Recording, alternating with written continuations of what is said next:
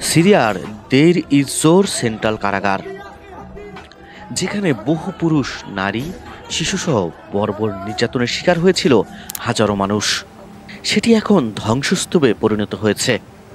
বাইরে থেকে পরিত্যক্ত দেখা গেল এই কারাগারটি দীর্ঘদিন ধরে ছিল ভয়ঙ্কর নির্যাতনের কেন্দ্র।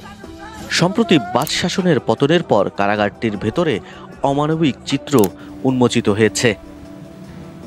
আনাতোলু এজেন্সির এক প্রতিবেদনে জানা গেছে, এই কারাগারের ওয়ার্ড এবং সেলগুলোতে বছরের পর বছর ধরে অমানবিক অবস্থায় রাখা হতো বন্দীদের। সাবেক বন্দীদের বর্ণনায়ও উঠে এসেছে নির্মম নির্যাতনের গল্প। দেইর ইজ-জোর কারাগারে দীর্ঘ ৮৮ দিন আটক থাকা বাসিল কুদেইহি নামের এক ব্যক্তি আনাতোলুকে বলেন, প্রতিদিন আমাদেরকে পেটানো হতো এবং টিয়ার গ্যাস দিয়ে নির্যাতন চালানো হতো। বৃদ্ধ বন্দীদের মেঝেতে টেনে হিঁচড়ে নিয়ে যাওয়া হতো। নির্যাতনের লোমহর্ষক বর্ণনা দিয়ে তিনি বলেন, আমাদের ঘন্টার পর ঘন্টা হাঁটু গেড়ে বসিয়ে রাখা হতো এবং টয়লেটে যাওয়ার অনুমতি দেওয়া হতো না। একদিন আমরা বিদ্রোহ করি, সেদিন আমাদেরই এক তরুণকে এই প্রাঙ্গণে স্নাইপারের গুলিতে হত্যা করা হয়।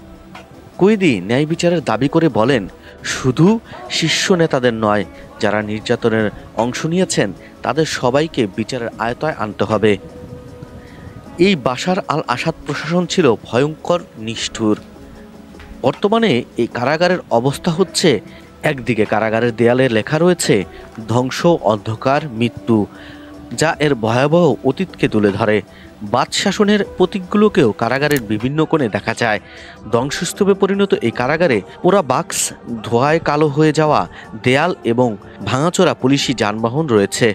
সিরিয়ায় গত ৮ ডিসেম্বর বাশার আল আসাদ তথা বাদ শাসনের পতনের পর দেইর ইজ-জোর কারাগারের বন্দীরা মুক্তির স্বাদ নিতে পারেন। বর্তমানে কারাগারটি বাদ শাসনের নিষ্ঠুরতার একটি ভয়াবহ স্মারক হিসেবে দাঁড়িয়ে আছে। সেই সঙ্গে সাবেক বন্দীদের মধ্য থেকে ন্যায় বিচারের আহ্বান এখনও প্রতিধ্বনিত হচ্ছে।